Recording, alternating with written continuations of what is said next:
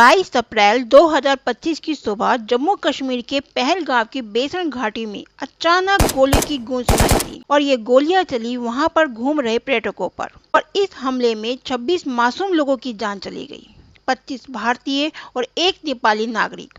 और इस आतंकी हमले ने पूरे देश को हिला कर रख दिया। इस हमले का जवाब दिया भारत ने ऑपरेशन सिंदूर के जरिए। यह इतिहास का सबसे तेज, सटीक और सबसे ज्यादा ताकतवर सैन्य अभियान रहा और आज के इस वीडियो में हम इसी ऑपरेशन सिंदूर के बारे में बताने वाले हैं। इस आतंकी हमले के पीछे था द रेजिस्टेंस फ्रंट। इस हमले का मकसद सिर्फ लोगों की जान लेना नहीं था, बल्कि भारत की छवि और पर्यटन उद्योग को चोट पहुंचाना भी था और इसलिए भारत चुप नहीं बैठा। भारतीय सेना, वायुसेना, नौसेना तीनों ने मिलकर इस ऑपरेशन की तैयारी शुरू कर दी और इसका नाम था ऑपरेशन सिंदूर। 6 मई की रात 1:05 से लेकर 1:30 यानी सिर्फ 25 मिनट में 24 मिसाइल हमले किए गए और इसके टारगेट थे पाकिस्तान और पीओके में स्थित 9 आतंकी अड्डे। 4 ठिकाने पाकिस्तान में थे तो 5 ठिकाने पीओके में। ये ठिकाने जैश ए मोहम्मद, लश्कर तैयबा और हिजबुल मुजाहिदीन जैसे आतंकी संगठनों के थे। भारतीय वायुसेना ने इस्तेमाल किए राफेल लड़ाकू विमान जो लैस थे स्कैड क्रूज मिसाइलों और हैमर बमों से। इसके साथ साथ सैटेलाइट इमेजरी, ड्रोन निगरानी और इंसानी खुफिया नेटवर्क की भी मदद ली गई और हर लक्ष्य को बहुत ही सावधानी और बेहद स्थिरता के साथ तबाह किया गया। इस ऑपरेशन में लगभग 100 आतंकवादी मारे गए। इनमें मौलाना मसूद अजहर के 14 रिलेटिव और उनके खास सहयोगी भी शामिल थे। भारत ने ये साफ किया कि सिविलियंस को नुकसान ना हो, इस बात का पूरा ध्यान रखा गया है, जबकि पाकिस्तान ने सिविलियंस की मौत का दावा भी किया।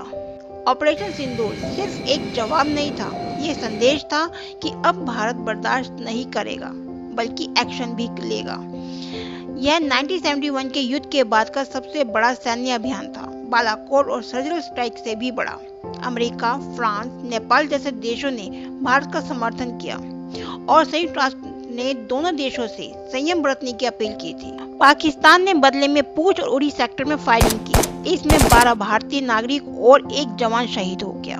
पाकिस्तान ने भारत पर कई ड्रोन हमले किए, लेकिन भारतीय सेना ने हर हमले को नाकाम किया। सबसे बड़ी बात तो ये है कि ऑपरेशन की जानकारी देने प्रेस ब्रीफिंग में शामिल रही कर्नल सोफिया कुरैशी और विंग कमांडर व्योमिका सिंह। इससे दुनिया ने देखा कि भारत की सुरक्षा केवल पुरुषों के हाथ में ही नहीं है, बल्कि महिलाओं के नेतृत्व से भी मजबूत हो रही है। इस ऑपरेशन सिंदूर ने दुनिया को बता दिया है कि अब भारत चुप नहीं बैठेगा। जो भारत के निर्दोष नागरिकों पर गोली चलाएगा, उसका जवाब मिसाइल से दिया जाएगा। आतंकवाद के खिलाफ ये जंग अभी रुकी नहीं है, बल्कि ये तो बस अब शुरुआत है। इस ऑपरेशन सिंदूर ने आतंकवाद के खिलाफ भारत की जीरो टॉलरेंस नीति को प्रदर्शित किया और भले ही पाकिस्तान और भारत के बीच सीज फायर हो चुका हो, लेकिन भारत ने पूरी तरह से स्पष्ट कर दिया है कि अगर भविष्य में कोई आतंकी हमला होता है तो उसे युद्ध की स्थिति ही माना जाएगा।